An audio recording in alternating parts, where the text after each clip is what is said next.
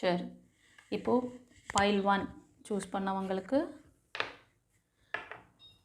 நம்மளோட டிவைன், நம்மளோட ஏஞ்சல்ஸ், நம்மளோட காட் காடஸ் என்ன சொல்கிறாங்க உங்களுக்கு, இந்த 2025 உங்களுக்கு எப்படி அமைந்தது, என்ன பிளெஸ்ஸிங்ஸ்லாம் நீங்கள் ரிசீவ் பண்ணீங்க, என்ன மாதிரி கைடன்ஸ் உங்களுக்கு வந்தது, அடுத்த லெவல் நீங்கள் என்ன பண்ணணும்,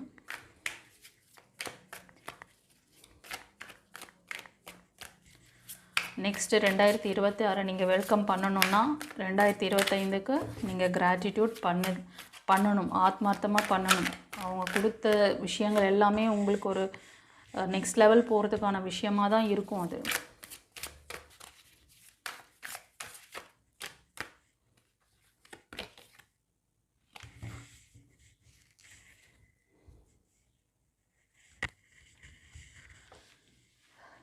எஸ், இந்த 2025 நீங்கள் வந்து பிகினிங்லேயே பார்த்தீங்கன்னா ஒரு ரிலேஷன்ஷிப் ஃபெயிலியர்ஸ் இல்லைனா வந்து ஆப்பர்ச்சுனிட்டிஸ் உங்களுக்கு கிடைக்காம போயிருக்கலாம். இதெல்லாம் நீங்கள் நினச்சி ரொம்ப வருத்தப்பட்டுருக்கீங்க. இதுதான் உங்களோட அந்த பாஸ்ட் 2024லேருந்து நீங்கள் 2025 நீங்கள் வரும்பொழுதே நீங்கள் இந்த பாஸ்ட் ரெக்கார்டோடு தான் வந்தீங்க. டிவைன் வந்து இந்த 2025 உங்களுக்கு பல விதத்திலும் ஆப்பர்ச்சுனிட்டிஸ் கொடுத்தாங்க. ஓகேவா, கொடுத்தாங்க.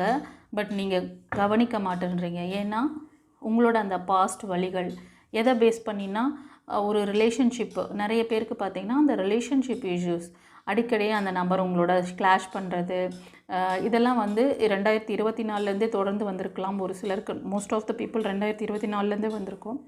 ஒரு சிலருக்கு 2025 என்ட்ராகும் பொழுது இந்த 1 இயர் இந்த இதில் வந்து பார்த்திங்கன்னா அந்த மாதிரி நிறைய பிரச்சனைகள், சண்டை சச்சரவுகள், சொந்த பந்தங்களோட ஏதாவது உறவுகள் கூட வந்து நீங்கள் ரொம்ப கிளாஷ் நடந்து அவங்க வந்து உங்களை டிஸ்டர்ப் பண்ணுறது நல்லாவே உங்களுக்கு தெரியும். நீங்களும் வந்து கொஞ்சம் விட்டு